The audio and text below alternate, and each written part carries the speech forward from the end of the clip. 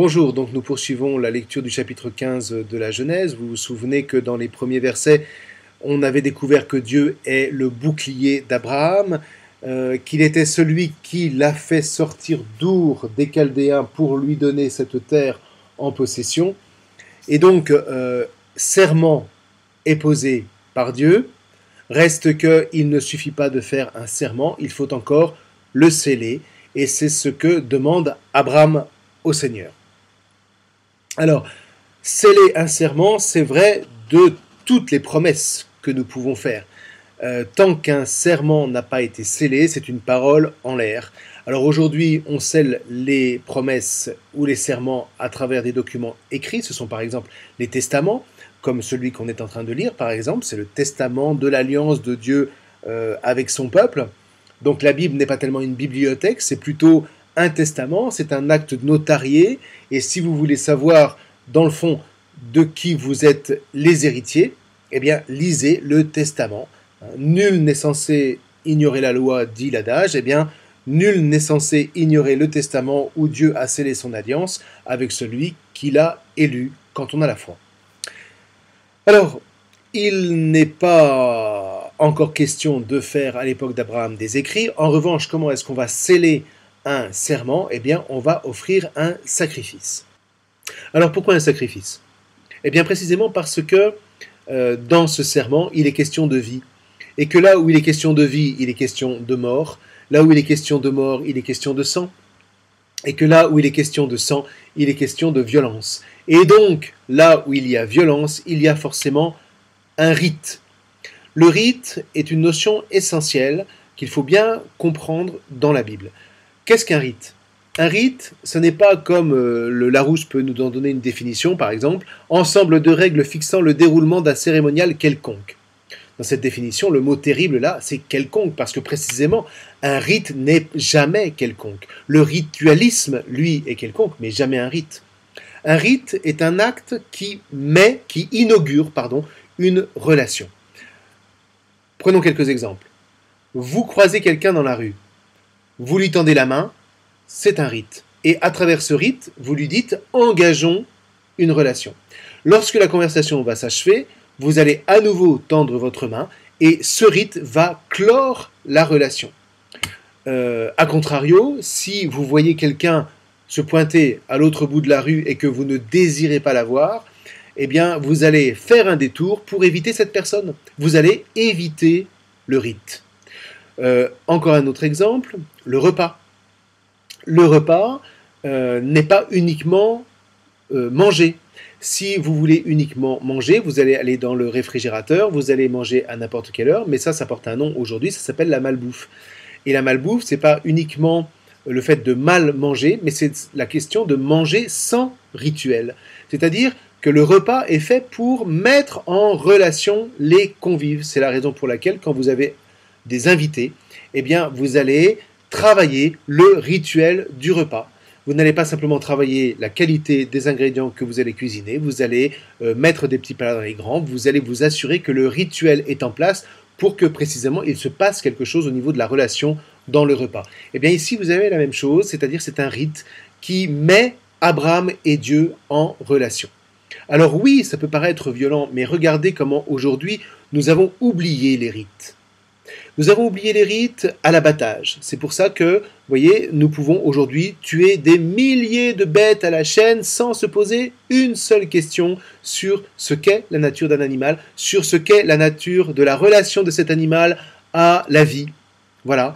De même que quand un steak arrive dans notre assiette, eh bien, il est devenu malheureusement assez rare que nous pratiquions le rite de la bénédiction, la bénédicité, et ça porte un grave préjudice parce que, dans le fond, là, ça veut dire que la nourriture est devenue un peu de la matière première, alors que si nous prenions le temps de bénir le repas, eh bien, nous nous apercevrions que précisément, ce repas nous met en relation non seulement avec les autres convives, mais aussi avec Dieu, et inscrit une certaine relation avec la nourriture que nous prenons.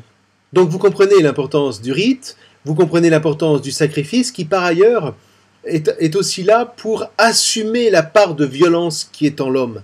Et il vaut mieux quelque part lancer cette violence dans un sacrifice que l'on offre à Dieu, plutôt que de laisser cette violence partir dans tous les sens, parce que plus rien, dans le fond, ne la limite, plus rien ne lui dit où se canaliser, sur quoi se focaliser. Aujourd'hui, regardez, on n'a plus de sacrifice, eh bien, notre violence est complètement débordante. Alors, est-ce que ça veut dire qu'il faut revenir au sacrifice aujourd'hui? Non, la question n'est pas là, parce que précisément, toute cette violence a été comme assumée par le Christ. Mais précisément, si nous oublions le Christ, eh bien, cette violence revient en nous et ressort de manière complètement anarchique. On en reparlera en son temps, si vous le désirez.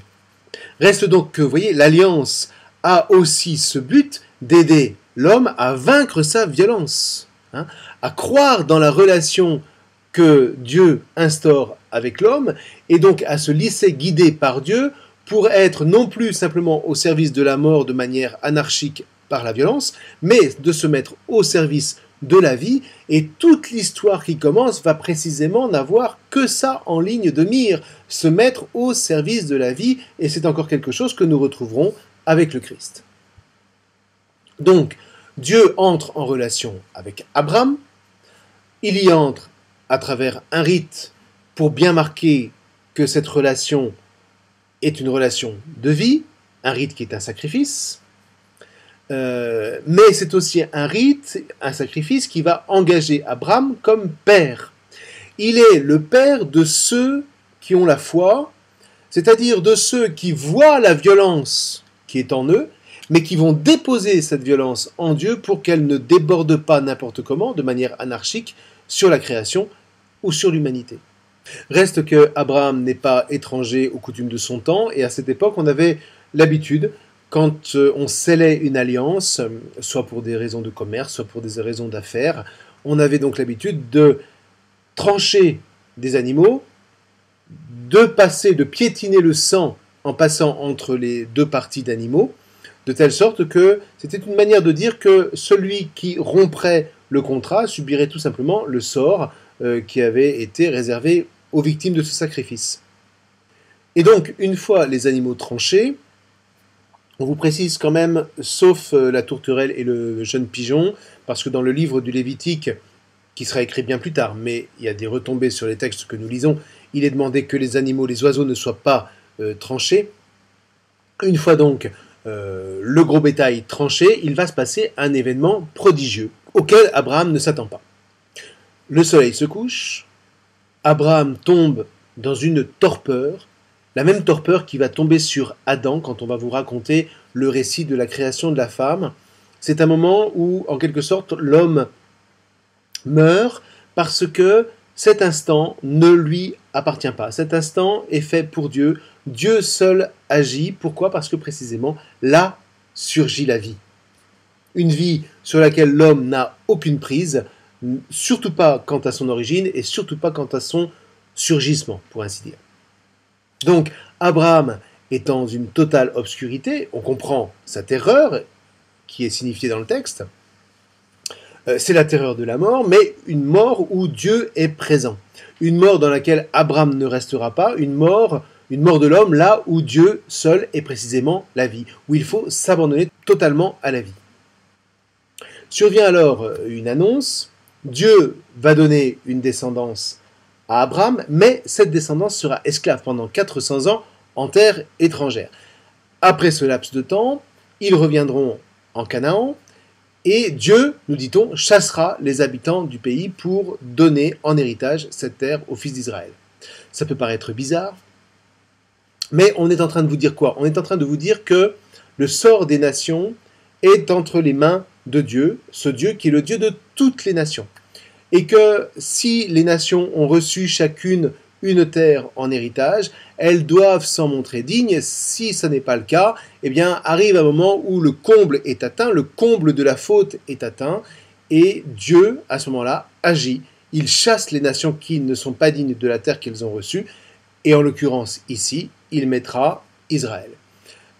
N'allons pas croire que Israël sera soumis à une discipline différente. C'est précisément parce qu'elle ne sera pas fidèle à l'alliance que se produira l'exil.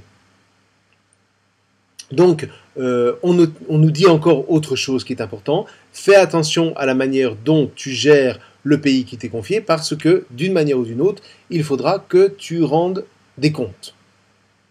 Reste que, voilà, la promesse est faite, le soleil est couché, nous l'avons vu, c'est l'obscurité la plus totale, et là se passe un prodige.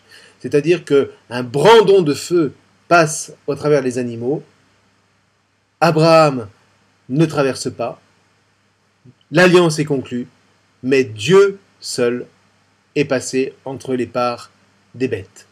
Dieu seul s'est engagé, Dieu seul a traversé, parce que Dieu seul s'engage. Ce n'est pas le moment pour Abraham de s'engager, il ne le pourrait pas. D'une certaine manière, on pourrait dire que l'engagement de l'humanité passera par un autre qui, lui, ne devra pas trancher des animaux en sacrifice pour passer en leur milieu, mais qui lui-même sera la victime du sacrifice, lui-même versera ce sang, et ce sera le Christ. Ce sera le jour de la réponse d'alliance de l'humanité à Dieu. Mais à l'époque d'Abraham, Dieu seul, encore une fois, s'engage, Dieu seul traverse. Dieu fait alors une promesse, il décrit la terre sur laquelle résideront les descendants d'Abraham. Ça correspond à peu près à l'itinéraire que Abraham vient de faire, c'est-à-dire qu'il est descendu jusque sur le delta, il a parcouru le Sinaï, il est remonté plus haut que Damas. Voilà, c'est à peu près la terre que Dieu lui décrit. Mais vous remarquerez que rien n'est encore dit d'un fils ou d'une naissance. Abraham est toujours l'élu, il est l'époux de Sarai, il est le béni des nations, il est l'homme de l'alliance, il est l'homme de foi, mais il n'est toujours pas père. Le suspense est à son comble.